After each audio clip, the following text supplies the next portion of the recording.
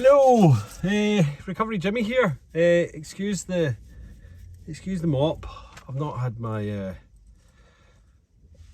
we go. That might be better. Yeah. So I know I've not done a video in a long time, so I just wanted to do a quick one today because I've just had a few people over the last couple of months or whatever asking me about what I did in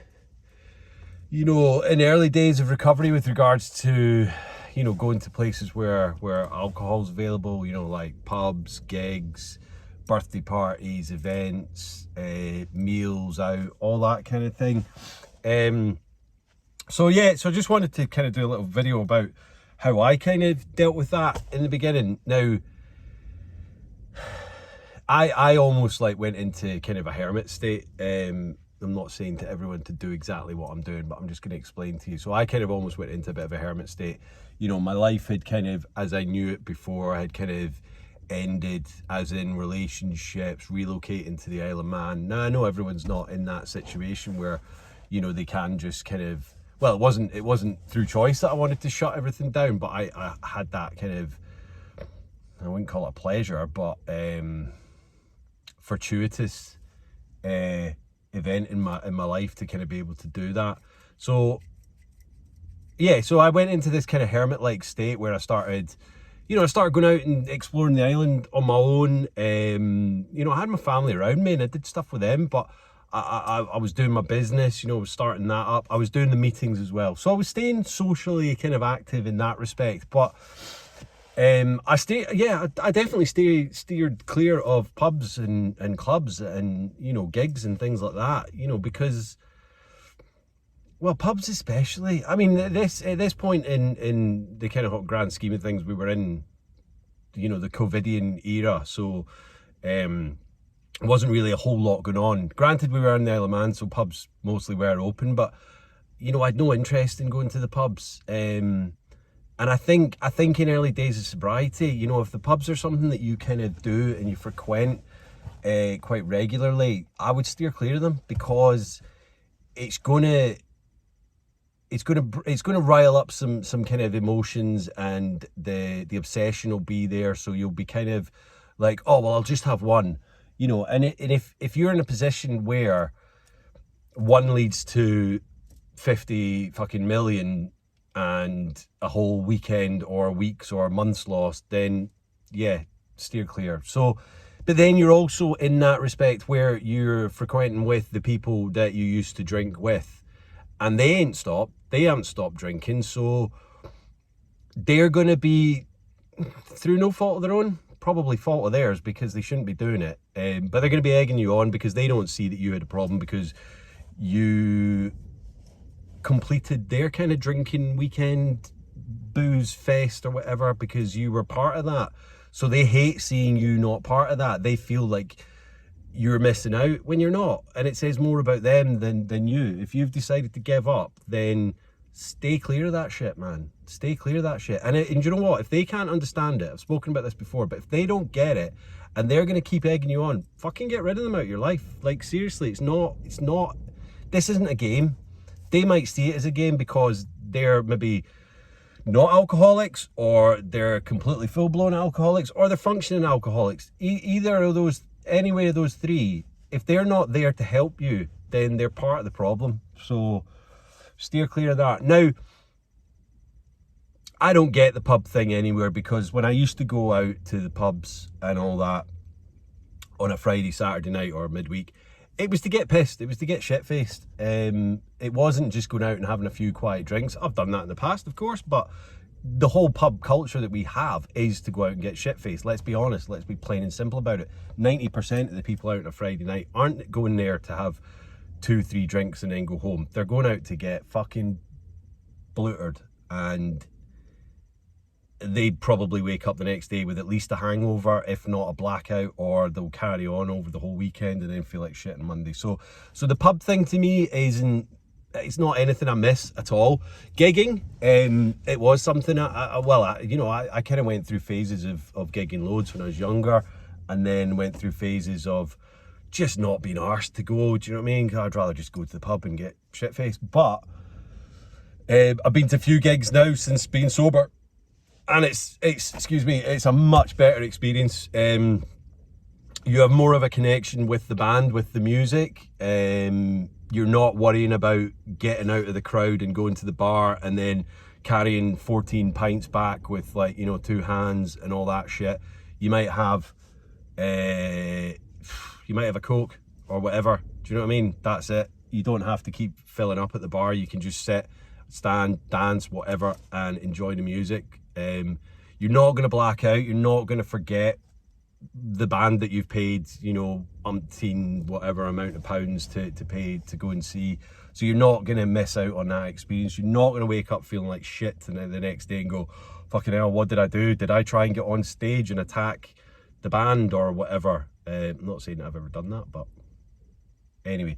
Yeah, like, you're just going to have a connection with the music, with the band, and the people that are enjoying it around you, unless they're fucking shit-faced. So, yeah, gigging, you know, DJs and all that kind of stuff, you know, it's so much better with without the booze. So, you know, if that's something that you're thinking about doing and you're like, oh, will I be able to enjoy it without the booze? Fuck yeah, you will. You'll have a much better time.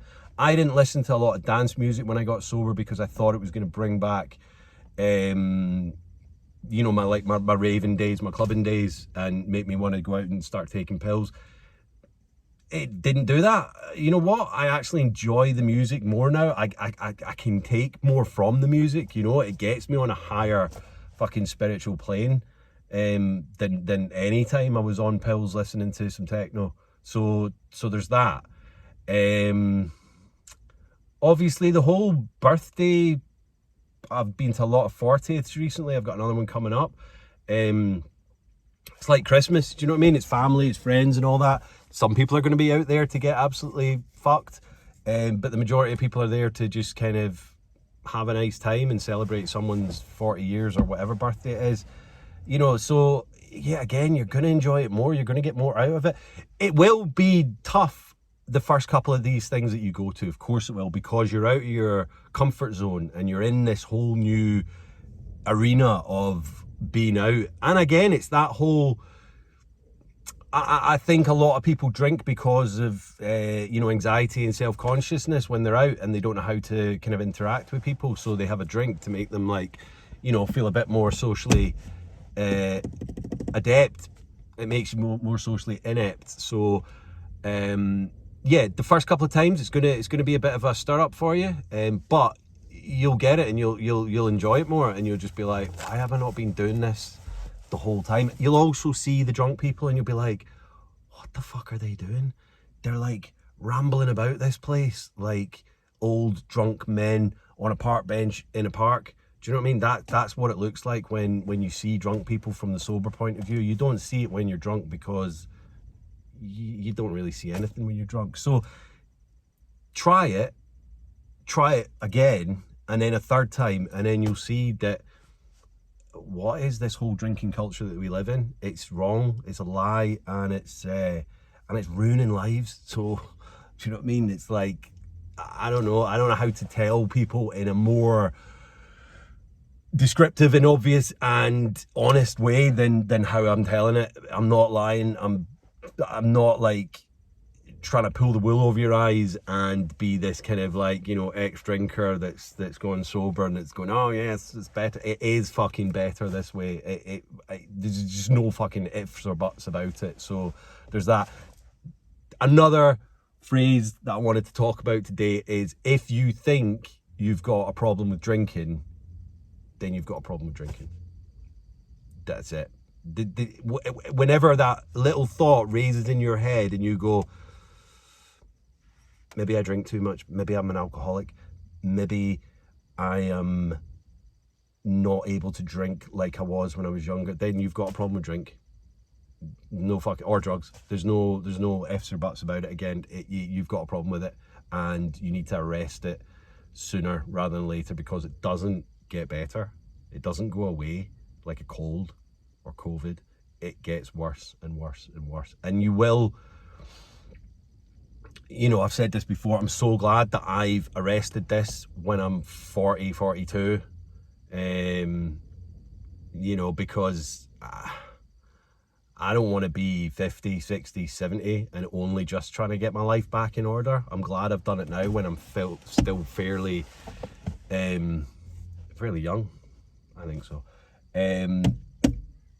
Yeah, so that's, you do it, sort it, stop it. There's no, if you think maybe I'm drinking too much, then you are drinking too much, and you don't need to be drinking too much. You don't need to be drinking at all. Nobody needs to be drinking at all. There's literally no beneficial qualities to drinking, boozing at all.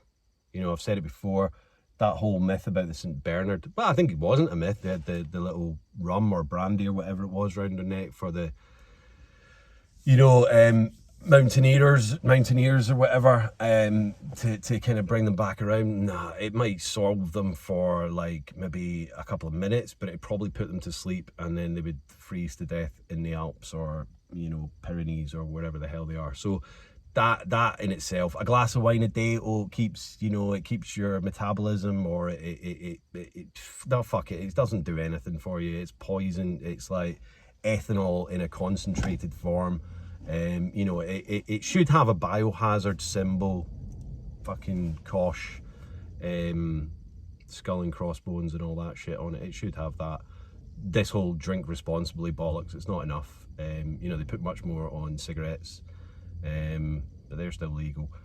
Yeah, anyway, that's all I wanted to talk today before I massively go off on a rant. I'm not going to show you where I am today because I'm in a car park and it's a bit of a quarry, and there's not really much to see apart from the gorse. The gorse is looking all right. Spring's on its way. So yeah, I've got to go back and do another job. But yeah, I hope that kind of clears up a few things for a few people that have been asking me these questions. But if you've got any questions, by all means, let me know. I try and do more videos when I can, but I'm just busy as fuck, which is good. But yeah, stay safe, stay strong, stay supportive. And I'll see you all soon. Yeah, all right. Love you all. Peace.